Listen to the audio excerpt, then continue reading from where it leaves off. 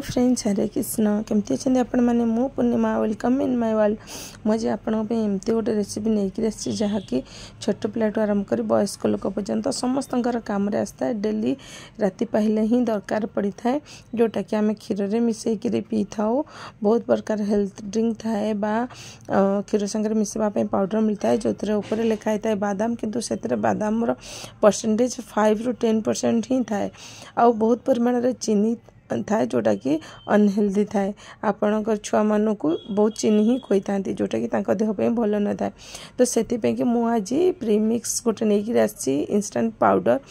almond जोटा कि आप क्षीर में मिसई पी पारे छोट पिला दे पारे आ अलग बहुत जिनस व्यवहार करेंगे जमती कि केक बा अन्य किसी तो से 250 ग्राम नहीं बादाम बादाम को गरम पानी रे सिझे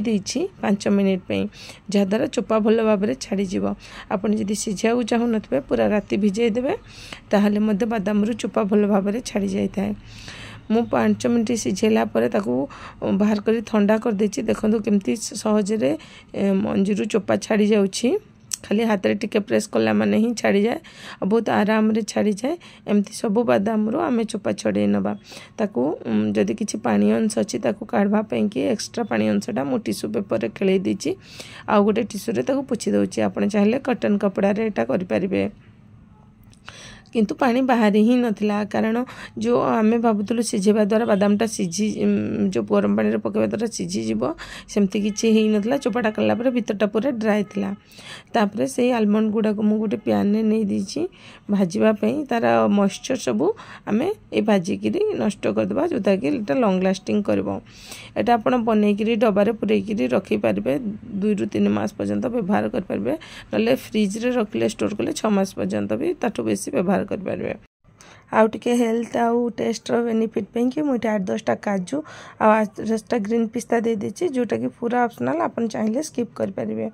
तापरे ठंडा हल्ला परे ग्राइंडर जार दे देछि सेतरे 4-6टा अलैच चोपा छडे कि ता दाना गुडा 2 चम्मच गोलमरिच 1 चम्मच शुंठी पाउडर आधा चम्मच हल्दी गुंड आ गोटे छोट खंड जायफल को सेतरे ग्रेट करिकरी दे देछि आपण देखि जानि परतबे केते हेल्थ बेनिफिट वाला जिंस सब दियाछि तापरे अल्प किछि केसर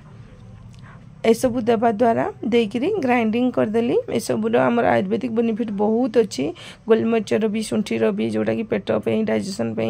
सबू पे कि बहुत भलो ताधरे अल्प आधा कप मु जो दे देछि मिश्री चीनी बदल रे ए सब दे ग्राइंडिंग कर देछि आपण चाहिले चीनी दे परिबे किंतु चीनी अनहेल्दी था सेते पे कि मोइटी मिश्री देछि ए सब देकर भल भाव ग्राइंडिंग करनी गोटे गिनारे काढ़ी देखौछि आपनको केते सुंदर कलर आछि देखिक जानि पारथिबे आ एटा पूरा फाइन पाउडर हबनी जेहेतु नट हल्का एमती दरदरा भलिया ही रहिबो ताकू गोटे सफा काच जार रे मु पुरै देछि प्लास्टिक जार व्यवहार करनी प्लास्टिक बहुत अनहेल्दी होता है सेति पे कि गोटे सफा काच जार रे एयरटाइट जार ढाकुनी थिबो सेठी दे देछि आपनको टेकिक म देखौछि देखंतु केते सुंदर देखा जाउछि एटा को तापर हम यूज करबा केमती मधे देखेबी आपण मो चैनल को लाइक मो वीडियो टी को लाइक करनियंतु मो चैनल को सब्सक्राइब करनियंतु भल लागिले बेल आइकन ऑल बटन प्रेस कर देबे जानो वीडियो लिंक आपण पाखर पहुंची जिवो आ मो रेसिपी केमती लागुची सेगुडा मध्य मते कमेंट माध्यम रे कहिबे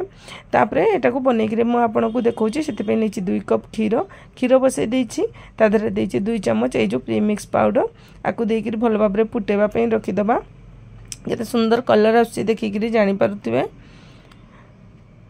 जिते छोट पिला मन को ठंडा होता है क्षीर डाइजेशन हो न था से आम हल्दी पकईकी देता इधर हल्दी गोलमरिच सबकि